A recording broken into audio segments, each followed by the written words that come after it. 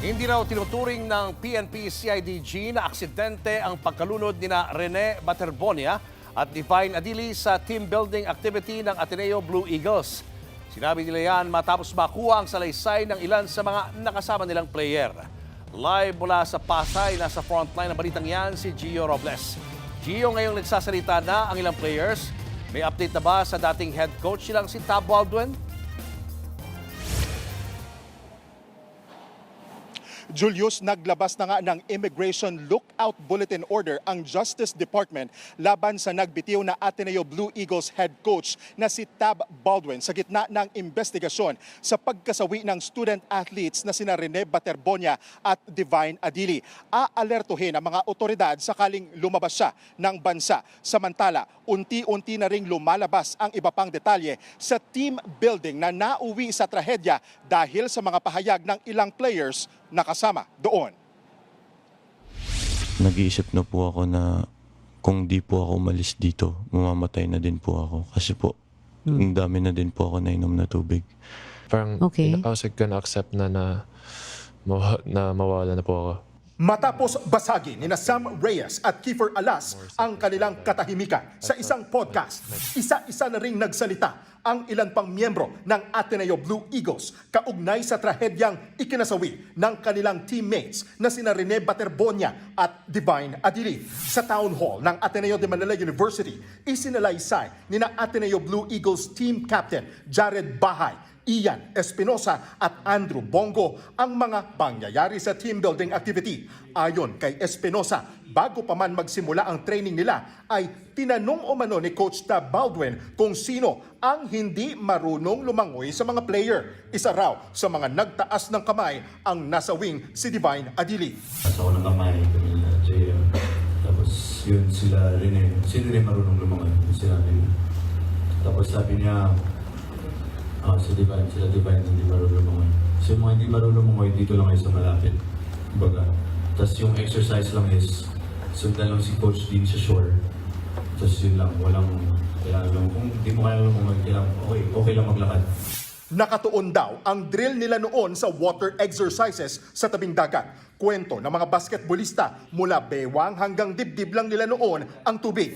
Pero makalipas ang ilang sandali ay nagsimulang tumaas ang mga alon. Dito na raw nagsimula na inanod na sila at unti-unti nang nagpanik ang grupo. Sila-sila na rin daw ang nagtutulungan na iligtas ang kanilang teammates. Nakita pa raw ni Andrew si EJ Kapihe na sinusubukang iligtas si Divine na hindi marunong lumangoy. EJ was actually, he was helping Divine as much as he could. But when I was trying to help others, he was trying to bring his body like in, but Divine was already like unconscious. Kwento naman ni Jared na team captain ng Ateneo Blue Eagles, tumulong na rin si Baldwin na iligtas ang kanyang mga player pero hindi na raw kinaya ng veteranong coach. Mind you, Coach Tab just went to get Ian, because he didn't know how to swim. So when he came back, he was like struggling to breathe. He's like 68 years old. Like I told him, like, Coach, Divine's gone, Coach, Divine's gone. And then everybody panicked. Patuloy ang investigasyon ng NBI sa trahedya. Kanina, isa-isang dumating ang mga miyembro ng kupunan kasama sa mga teammate ni Baterbonia at Adili na nandito sa NBI ay sina Sam Reyes, Kiefer Alas, Logan Baltazar, Grayson Rogers, Sultan Barua, Matthew De Luna at Michael Osoro. Dumating din sina Lebron Nieto at Kyle Ong na mga alumni naman ng Ateneo Blue Eagles. Giit ng NBI, dapat na malaman ang buong katotohanan at hindi dapat madaliin ang paglalabas ng konklusyon. Tiniyak naman ni NBI Director Melvin Matibag na hindi makakaapekto sa investigasyon ang pagbitiw sa pwesto ni Tab Baldwin bilang head coach. Giit pa ni Matibag, ang focus ay ang mga aktwal na pangyayari bago at mismong oras ng insidente. Sinusuri rin ng NBI ang partisipasyon ng mga dating opisyal ng koponan kabilang si dating team manager Epok Kimpo. Wala raw si Kimpo sa bansa nang mangyari ang insidente sa Aurora. Pero sabi ni Matibag, Ang mga ito ay bahagi ng factual findings at hindi pa maaaring burahin ang kanilang posibleng papel hanggat hindi pa tapos ang investigasyon. Sabi ko nga sa kanila, the investigation will lead to somebody being responsible. Pinaliwanag ko naman sa kanila, we are here to seek the truth, no? And I assure them that it will be handled fairly and professionally. No? So, yung participation nila will be very material to the result of the investigation being conducted by the Bureau. Ayon naman kay PNP CIDG Director, Police Major General Robert Murico II, hindi nila itinuturing na aksidente ang pagkamatay ng 2 student athlete. Sinabi ito ni Murico matapos nilang makuha ang salaysay ng ilan pa sa mga basketballistang kasama sa team building.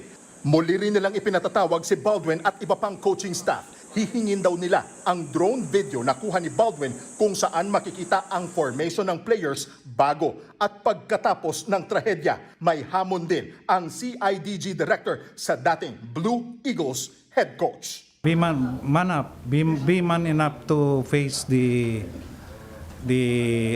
investigation in the interest of justice and equity para doon sa 2 players which you call as your brother, because if you're talking about the yung battle cry of Bebab, band of brother, if you're a brother, you hindi ka tatalikod. So help us also, help the family attain justice.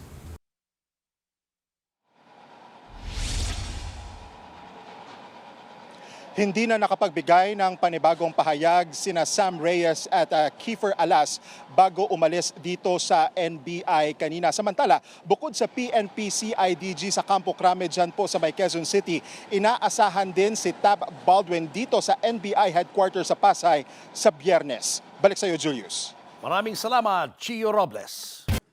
Mga kapatid, Julius Babaw po. Para sa komprehensibo at makabuluhang balitaan at talakayan, mag-follow at mag-subscribe na sa social media pages ng News 5.